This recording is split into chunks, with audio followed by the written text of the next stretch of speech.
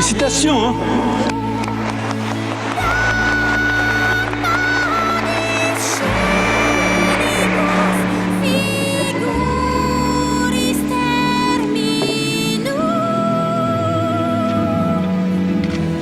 Mettez les deux en français.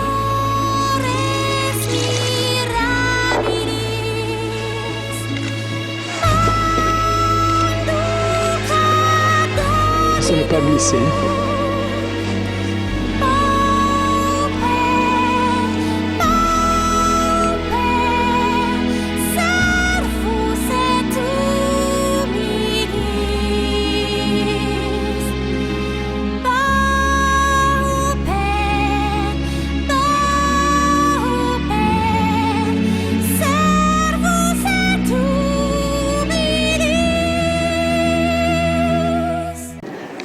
Donc il arriva ainsi devant Simon-Pierre, et Pierre lui dit, « Toi, Seigneur, tu veux me laver les pieds ?» Jésus lui déclara, « Ce que je veux faire, tu ne le sais pas maintenant.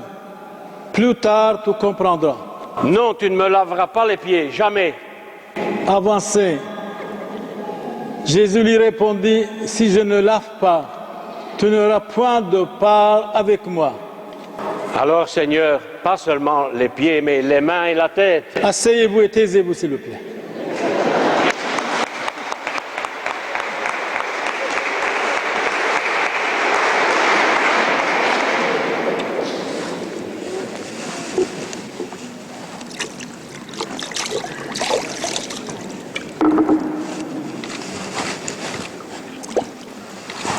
Au nom du Père et du Fils et du Saint-Esprit. Amen. Frères et sœurs dans le Christ, qui que vous soyez, croyants ou pas, il y a 2000 ans, notre Seigneur Jésus-Christ a célébré la Sainte Messe dans la langue l'araméen, dans la langue de Christ l'araméen, en disant « Hono Isau Fagrodil, Hono Isau Dmodil, Hada huwa jasadi, Hada huwa dami. » Ceci est mon corps, ceci est mon sang, dans la langue de Christ, c'est-à-dire l'araméen. Donc, première messe, notre Seigneur Jésus-Christ a célébré en araméen, c'est-à-dire en syriaque. Merci pour votre gentillesse et pour votre écoute. Mais en même temps, notre Seigneur Jésus-Christ a montré l'humilité. C'est valable pour chacun de nous, nous devons être humbles et simples, en lavant les pieds de ses disciples jeudi saint. Dans cet évangile, Saint Matthieu, chapitre 11, verset 29, Jésus disait, « Apprenez de moi que je suis doux et humble de cœur. » Oh, douceur, un cœur pur. Ayez un cœur pur, vous verrez Dieu. Eh bien, l'humilité, c'est le drapeau de la chrétienté. Saint Anselme, mort en 1109, nous disait le premier degré de l'humilité, c'est la connaissance de soi. Connaissance de soi. Connais-toi toi-même et vous allez connaître l'univers, disait le philosophe. Dans l'évangile, Saint Luc chapitre 14, verset 11, « Quiconque s'élève sera abaissé. Quiconque s'abaisse sera élevé. » L'humilité, la simplicité. L'orgueil engloutit Pharaon, mais l'humilité a exalté Moïse. Moïse vivait avant Jésus-Christ 1250 ans. Il a vécu 120 ans. Et Dieu lui donne les commandements. On dit les commandements de Dieu. Les 10 commandements de Dieu, un seul Dieu tu adoreras. Fuis un blasphème et faux serment. Il ne faut jamais blasphémer contre quelqu'un. Le commandement de Dieu nous interdit. Troisième, le jour du Seigneur gardera en servant Dieu dévotement. Le dimanche, on ne peut pas travailler, c'est le jour du Seigneur. Ça porte malheur tôt ou tard. Tôt ou tard. Et l'argent qu'on va gagner le jour du Seigneur, le dimanche, il n'y aura pas de bénédiction dedans, vraiment pas. Travailler le dimanche, c'est appauvrir les familles. Quatrième commandement de Dieu, tes pères et mères honorera tes supérieurs pareillement. Vous les enfants, respectez vos parents, respectez vos supérieurs si vous êtes dans l'école ou si vous êtes même dans l'église. Cinquième commandement de Dieu, meurtre et scandale évitera. Haine et colère même. C'est le cinquième commandement de Dieu, nous interdit d'être en colère, de faire des scandales, d'avoir la haine contre l'autre. Sixième commandement de Dieu, la pureté observera en tes actes soigneusement. Huitième commandement de Dieu, la médisance bannira. Et les mensonges également. Nous tous, souvent nous mentons. On a la médisance contre les autres, la jalousie, la contrariété, montrer l'autre du doigt, ce n'est pas chrétien, ce n'est pas humain, c'est inhumain. Neuvième commandement de Dieu, en pensée, désir veillera et rester pur entièrement.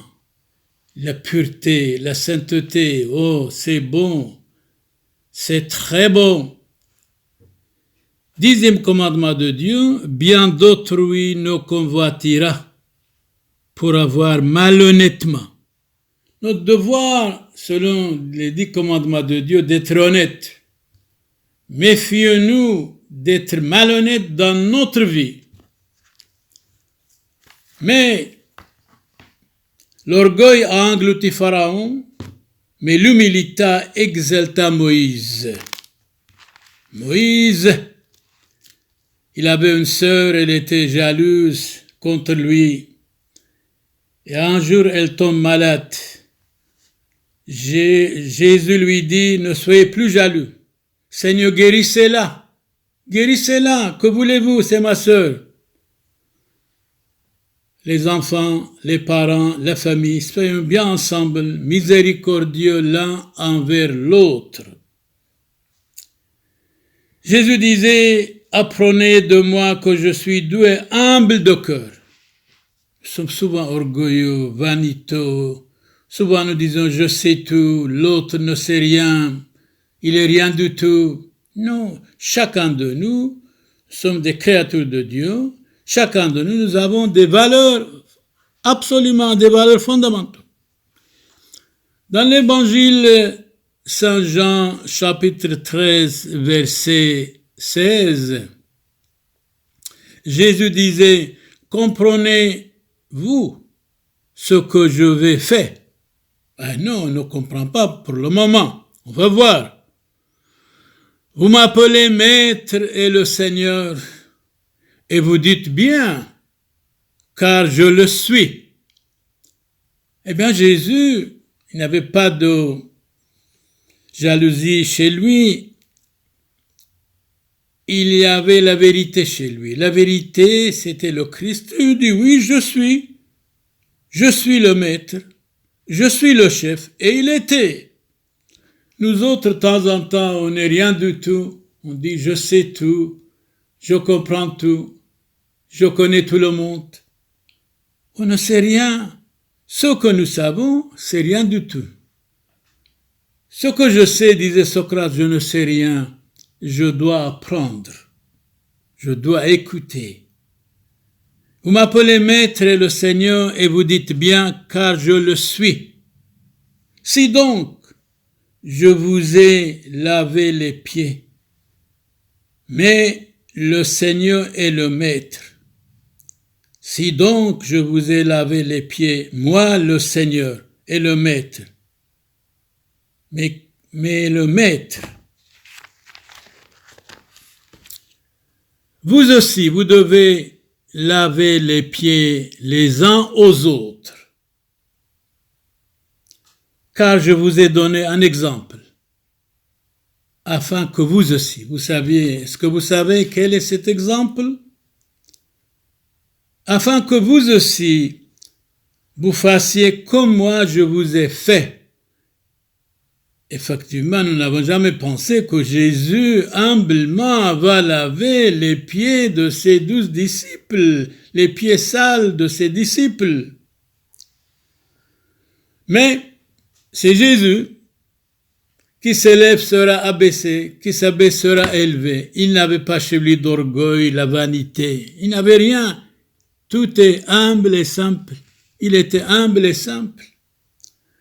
Dans l'évangile, Saint Jean chapitre 13, verset 34, Jésus disait, « Je vous donne un commandement nouveau. » Allez, dites-nous, qu'est-ce que c'est ce commandement? Franchement, on ne sait pas. On est curieux de savoir ce commandement nouveau que notre Jésus-Christ va nous donner. Eh bien, écoutez attentivement, vous allez savoir.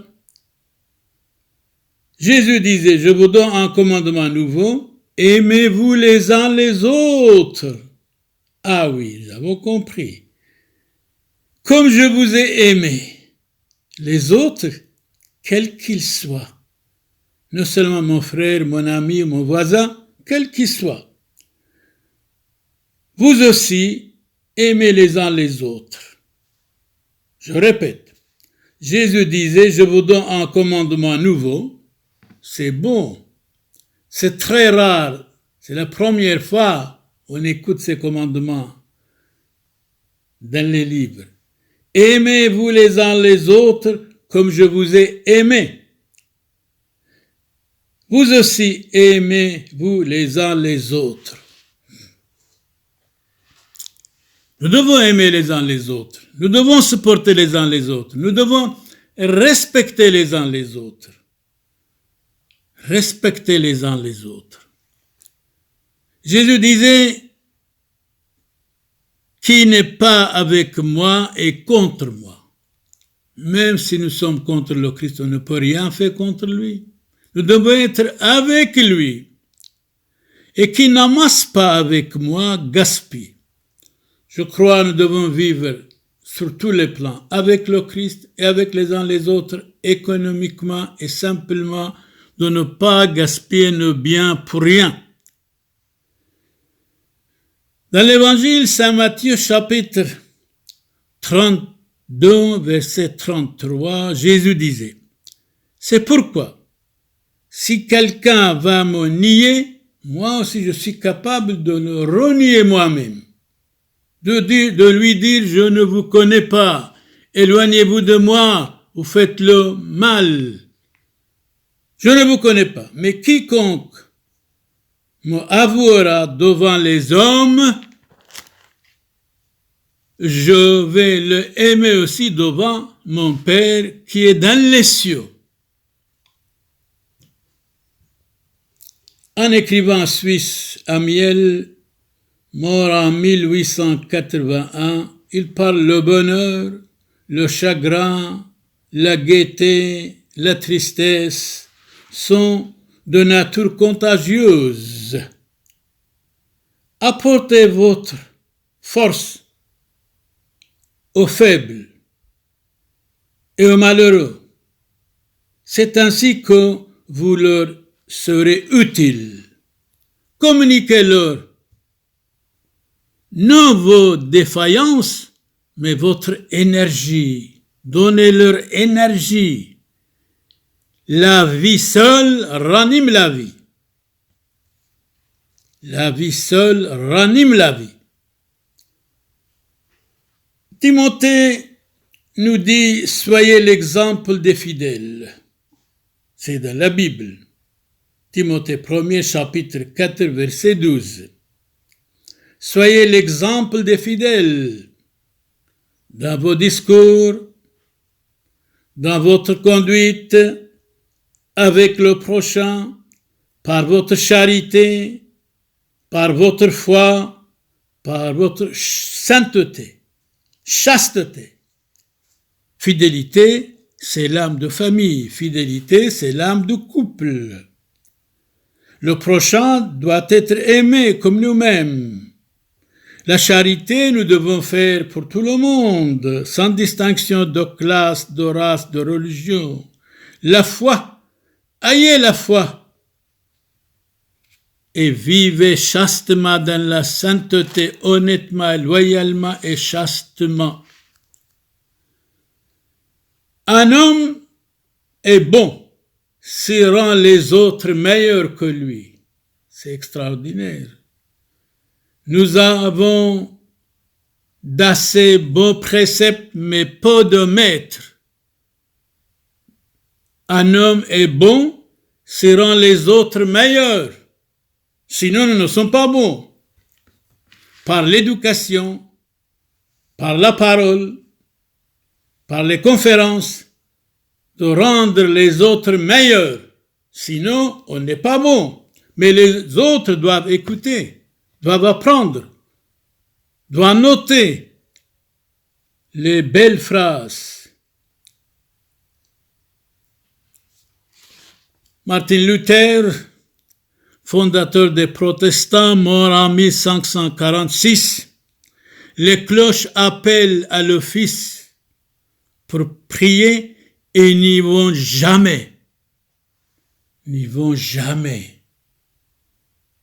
Eh bien, beaucoup de gens parlent, mais ils n'appliquent pas. Ils ne vont même pas à la messe. Même pas à la messe. Comme les cloches appellent à l'office et n'y vont jamais. Christophe Colomb, mort en 1506, Victor Hugo, mort en 1885, Victor Hugo disait « Christophe Colomb a trouvé un monde au moment où Martin Luther, en allait détruire un autre.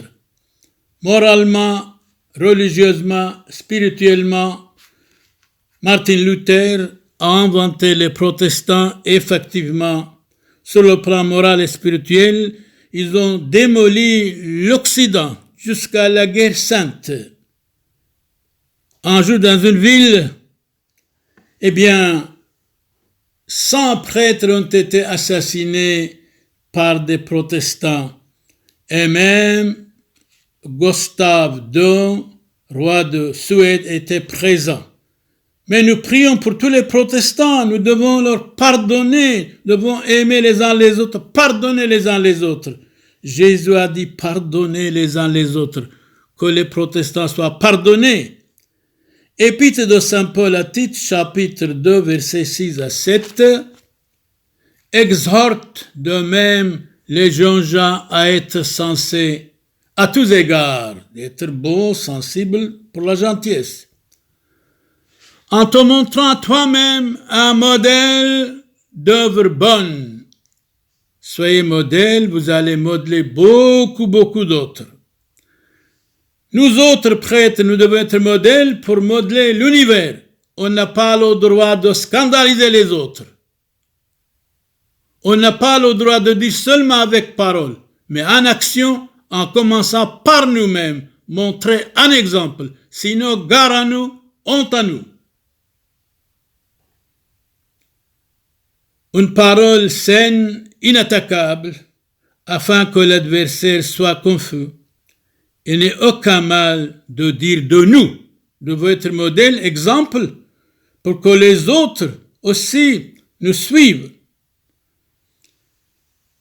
Aristote, philosophe grec, mort en 322, il était le maître, l'ami d'Alexandre le Grand. Aristote dit ceci au sujet de la jeunesse déviée, souvent beaucoup de jeunes corrompus, diabolisés, mais nous aimons la jeunesse. La jeunesse, c'est l'avenir. de l'humanité. La jeunesse, c'est l'avenir de l'Église. Aristote dit, il faut surtout s'appliquer à l'éducation de la jeunesse, parce que l'éducation fait l'homme. L'homme est le produit de l'éducation. Négliger cette œuvre dans les villes, ce serait préparer la ruine de l'État, la ruine de la nation, la ruine de la jeunesse en même temps. Jeunesse, nous vous estimons. Ne pensez pas égoïstement à votre petite sexualité épidermique. C'est dommage, chaque année il paraît 1 million de jeunes garçons, jeunes filles dans l'Union européenne sont suicidés. C'est vraiment dommage et nous prions pour eux. Saint Jacques Chrysostome, mort en 407, la jeunesse est sauvage de temps en temps. Il lui faut beaucoup de professeurs, de précepteurs, de maîtres, de dirigeants, de pédagogues, de surveillants, de nourrices. Paul Claudel dit autrement, la jeunesse n'est pas faite pour le plaisir. 1 minute de plaisir amène 1000 douleurs. Jeunes garçons, jeunes filles, plaisir et douleur couchent ensemble. Plaisir et chagrin couchent ensemble. Ne soyez pas esclaves de vous-même. Ne soyez pas esclaves de votre sexualité épidermique et passagère. Mais Molière dit autrement un mot qui attaque la jeunesse. Molière, mort en 1673, la jeunesse, à mon avis, est sotte. Il y a beaucoup de jeunes garçons, jeunes filles, intelligents, bien sûr. Jean Guiteau, philosophe français, il dit autrement, en Occident, en Europe, la jeunesse est désemparée complètement, sans Dieu, sans éducation, sans catéchisme, sans spiritualité. L'une des raisons de son trouble est qu'on n'exige plus assez d'elle la vérité, la spiritualité, la sainteté. Venons à Saint Jacques, dans la Bible, chapitre 5, verset 10, « Prenez comme exemple de patience et de courage, frères, les prophètes qui ont parlé au nom du Seigneur. Nous devons les imiter. » Les prophètes sont en quelque sorte les médecins des âmes.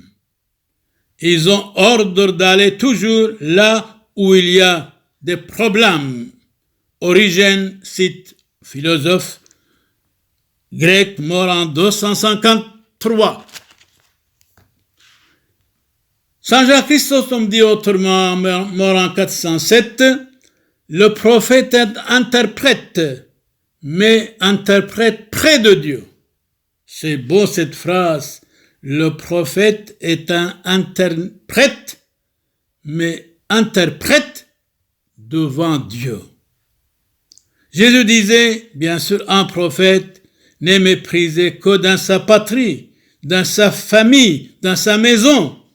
Et bien souvent, les parents sont méprisés dans leur maison. Les enfants n'écoutent pas les parents. Les enfants, écoutez vos parents, c'est le 4e commandement de Dieu, ne les méprisez pas. Les parents, soyez modèles pour les enfants. Hommes, soyez modèles pour votre femme. Femmes, soyez modèles pour votre mari. Respectez-vous les uns les autres, s'il vous plaît, pour qu'il n'y ait pas 85% de divorces en Occident. C'est honteux. Ce que Dieu a uni, l'homme ne peut pas le séparer. Jésus disait, tout royaume divisé contre lui-même est dévasté. Toute ville ou maison divisée contre elle-même ne peut subsister. Famille, ne soyez pas divisés. Aimez-vous les uns les autres. Les garçons, les filles, aimez vos parents. C'est le 4e commandement de Dieu. Vous les parents, soyez modèles pour les enfants, vous allez les modeler spirituellement, moralement, civilement, religieusement. Jésus disait, un homme aura pour ennemi les gens de sa maison. C'est vrai, souvent, les ennemis de la maison Malheureusement, il y a toujours des ennemis. Comme Jésus. Celui qui a trahi, c'était Judas. Il était ami de la maison. Et Jésus disait, mon ami, les enfants ont plus besoin d'exemples, de modèles, que des critiques. Souvent, si vous critiquez vos enfants, vous les aveuglez. Respectez vos enfants. Éduquez vos enfants. Chérissez vos enfants. Et ils seront plus intelligents, soyez sûrs et certains. Mais Saint Augustin dit, je dédaignais d'être un enfant. J'étais attaqué souvent. Je n'écoutais qu'un homme. Je n'étais qu'un homme plein d'orgueil, de vanité, parce que souvent j'étais critiqué. À la fin, j'ai compris, et à la fin, j'ai écouté, et à la fin, je deviens philosophe. J'ai abandonné le monde, j'ai abandonné la jalousie, j'ai abandonné mes maîtresses, je me suis converti. Convertissez-vous, vous allez être pardonné 100%. Confessez-vous, vous allez être pardonné 100%. Le Christ est venu pour éduquer les enfants. Le Christ était aussi un enfant. Un enfant, l'enfant doit être respecté, éduqué. Nous tous, nous étions des enfants. L'exemple d'un seul parent corrige un grand nombre d'enfants. Parents, soyez modèles. L'exemple, ça vaut la peine. Il y a des mauvais exemples qui sont pires que les crimes, disait Montesquieu, mort en 1755. Donc Montesquieu disait, il y a des mauvais exemples qui sont pires que les crimes. Plus d'États ont péri parce qu'on a violé les mœurs que parce qu'on a violé les lois. Oui. Montesquieu a raison. Il y a des mauvais exemples sont pires que les crimes. Saint Jérôme dit autrement, mort en 420, que votre choix se base sur les mœurs et non sur la beauté de visage. C'est-à-dire que vous allez vous marier, épouse légale, même direction, même conviction, même Jésus-Christ, ce n'est pas la beauté du visage qui compte. C'est les mœurs et l'éducation de l'un de l'autre, soit éducation jeune garçon, jeune fille. Vous allez fonder une vraie famille, une véritable famille.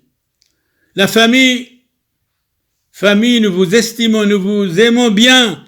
Respectez les uns les autres. Rougissez de prendre les mœurs des animaux. Beaucoup de gens ont perdu leurs mœurs. Les hommes se marient avec les hommes, les femmes avec les femmes. L'euthanasie, le sida. Je crois, 1 minute de morale, ça vous vaut 1000 plaisirs passagers éphémères. Sénèque, mort en 65 après Jésus-Christ, secrétaire de Néron, rougissez de prendre les mœurs des animaux stupides.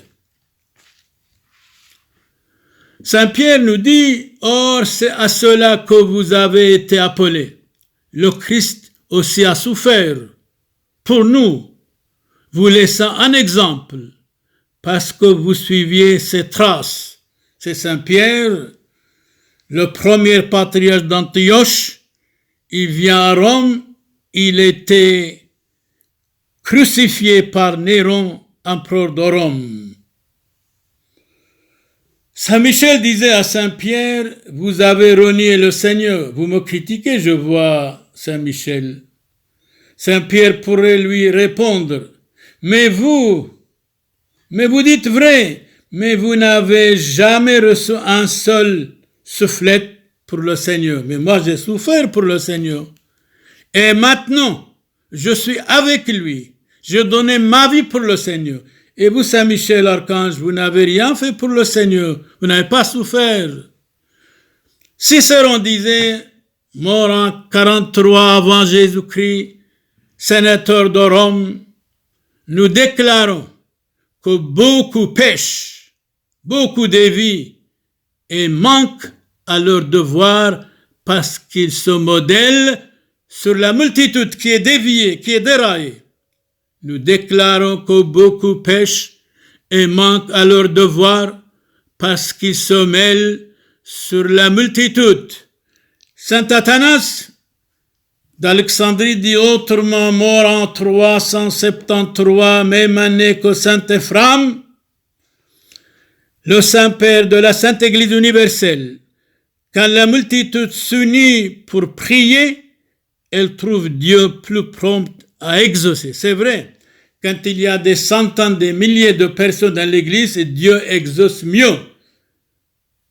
S'il y a 2 ou 3 personnes, peut-être sont mauvais, Dieu n'exauce pas. Mais quand il y a 500 personnes, 300 personnes, 200 personnes dans l'église, même si tous sont mauvais, si une brave femme quelque part, une brave veuve, si elle est sainte, eh bien Dieu, Jésus-Christ, accepte la prière du dimanche, je suis sûr et certain, à cause de cette veuve qui vit dans la sainteté. Ne t'unis pas à la multitude des hommes déréglés, c'est-à-dire n'allez pas, ne convoitez pas des hommes déréglés, abandonnés, livrés à eux-mêmes. Si nous avons suivi fréquemment les exemples des méchants, nous devons imiter les beaux et pas les méchants. Saint Éphrem, le saint de l'Église universelle, mort en 373, le méchant excite à la colère. Méfions-nous de la colère. On peut être colérique pour un oui ou pour un non. Pousse à la vengeance. Méfions-nous de la vengeance aussi. Et toujours prêt à médire la médisance contre les autres. Celui-ci, cela, celui-ci est là, celui-ci, c'est là, il a fait ceci. Méfions-nous de la médisance. De montrer l'autre du doigt, on n'a pas le droit. Est enclin à nuire. Pour nuire, nous sommes puissants. Pour être déréglés, nous sommes puissants. Saint Éphrem dit, le méchant excite à la colère, pousse à la vengeance, est toujours prêt à médire et enclin à nuire les autres. Pour nuire, nous sommes puissants. Nous devons être beaux et pas nuire les autres, pas attaquer les autres. L'exemple des justes affermit la foi, élève l'espérance, nourrit la charité, affaiblit l'orgueil, entretient l'humilité, augmente la dévotion, excite l'âme aux bonnes œuvres. C'est bon, c'est bon, c'est bon. Affermit la foi. Ayez la foi. Lève-toi et marche. Espérez, ne désespérez jamais. Méfiez-vous de l'orgueil. L'orgueil, c'est l'œuvre du Satan. Entretiens l'humilité, soyez humble et simple. Excite votre âme aux bonnes œuvres. Diogène, ce philosophe grec mort en 327 avant Jésus-Christ, l'espérance est la dernière chose qui meurt dans l'homme. Espérez, ne désespérez jamais. Même dans le désespoir, il y a une force, il y a beaucoup d'énergie. C'est l'espérance qui pousse l'homme à lui donner l'énergie et de grandes actions. Espérez, ne désespérez jamais. Saint Grégoire le Grand, mort en 604, il disait dans l'Église, s'il n'y a pas le pardon et la miséricorde, son autorité est nulle. Il disait, pour prouver l'instabilité de cette vie passagère, éphémère, il faut fixer les regards sur les exemples de nos pères, des saints, des martyrs, de nos parents, de nos ancêtres qui étaient formidables et croyants. Personne n'est plus nuisible à l'Église que l'Église moderniste. Je suis sûr et certain. Je suis convaincu. Dans l'Évangile Saint Matthieu, chapitre 5, verset 16, Jésus disait que votre lumière brille ainsi devant les hommes, afin qu'ils voient vos œuvres bonnes et glorifient votre Père qui est dans les cieux. Qui est dans les cieux.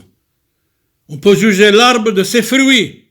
On pour juger les hommes de ses actions, de ses fruits, de sa charité, de sa gentillesse, de sa bonté, de sa tolérance, de sa compréhension, pas de sa haine et de sa méchanceté, de son orgueil, de sa vanité. Méfions-nous de ça.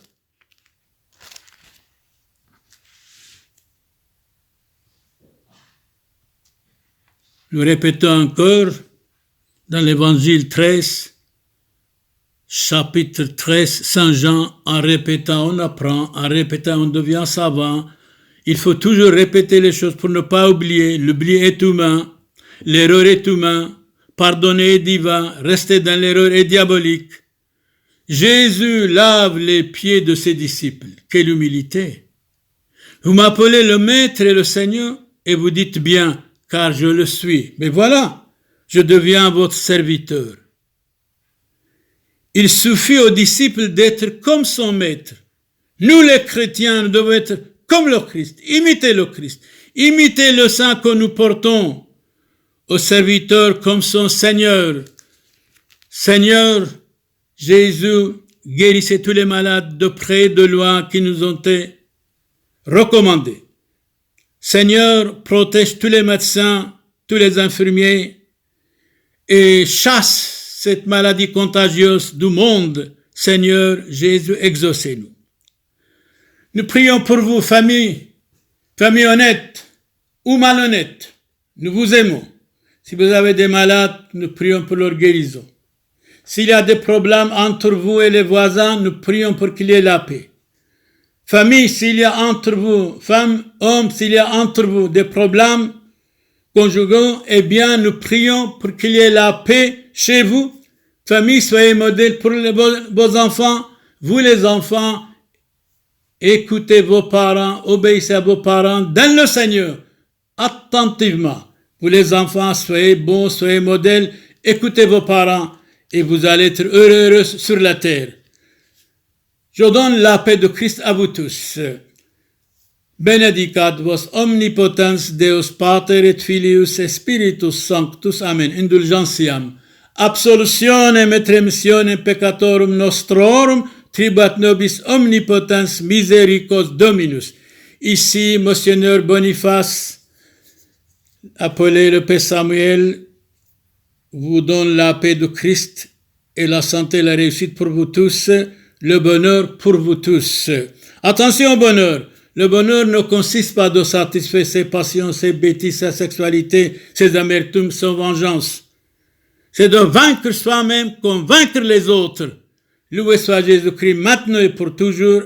Amen. Le Père Samuel de Montigny-sur-Sambre, loué soit Jésus-Christ. Et nous prions aussi pour des hommes politiques qui réussissent, mettent de bonnes choses dans le pays. Ainsi soit-il. Amen.